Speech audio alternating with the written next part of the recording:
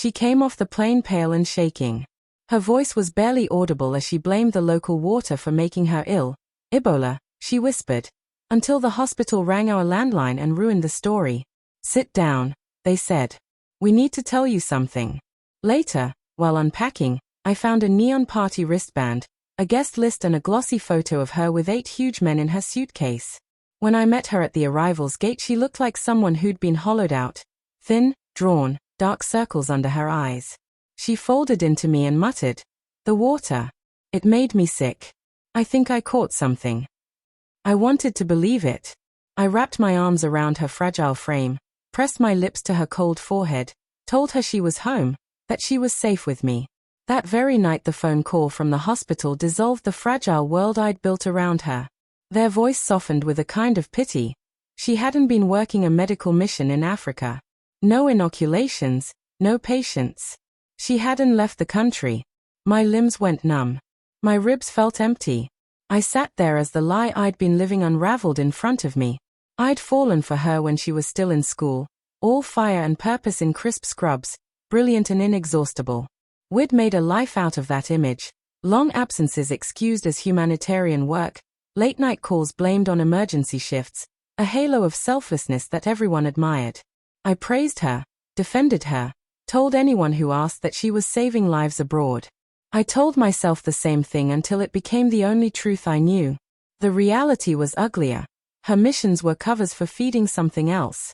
While she slept, recovering from whatever she'd told me she'd contracted, I started to peel back the facade. Unpacking her bag, something I always did to help her settle back in, I found the evidence. A fluorescent wristband, a guest roster with her name scrawled next to VIP, a printed photo of her half-clad, drink in hand, surrounded by 8 men who were not patients. My vision narrowed, everything else receded. The woman I loved had been constructing an alternate life behind a network of fabrications. I didn't erupt. I didn't wake her with accusations.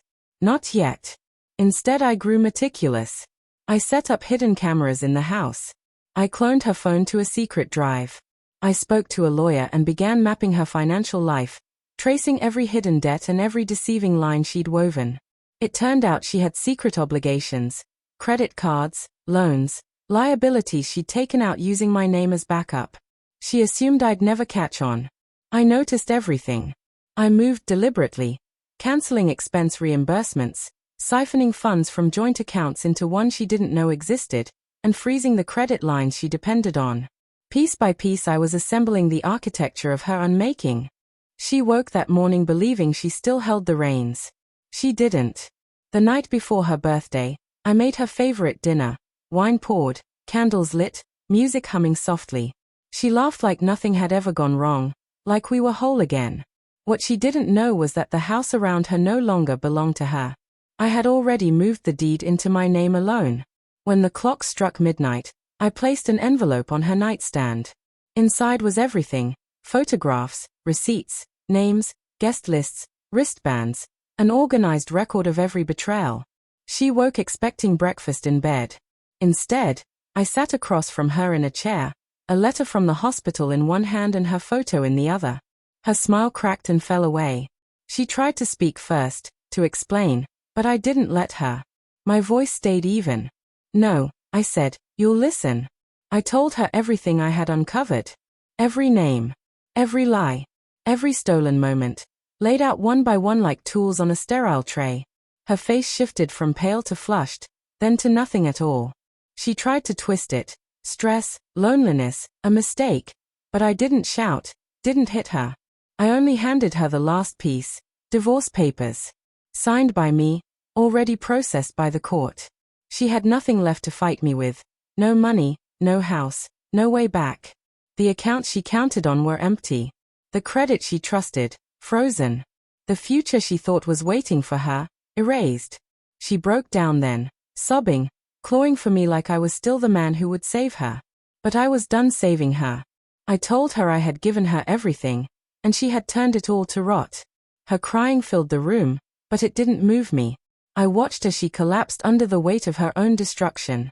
And for the first time, I felt free. That night, she walked out with only the clothes she was wearing, no suitcase, no photographs, not even her wedding ring. The world still saw her as a hero, a nurse on missions of mercy. But now she was just a ghost, drifting from one borrowed couch to another, telling new lies just to keep going. As for me, I don't regret a single decision. Betrayal had taught me patience. Revenge had taught me clarity. When the masks come off, you see people for who they truly are. She showed me hers in a suitcase. I showed her mine in silence. She expected breakfast in bed.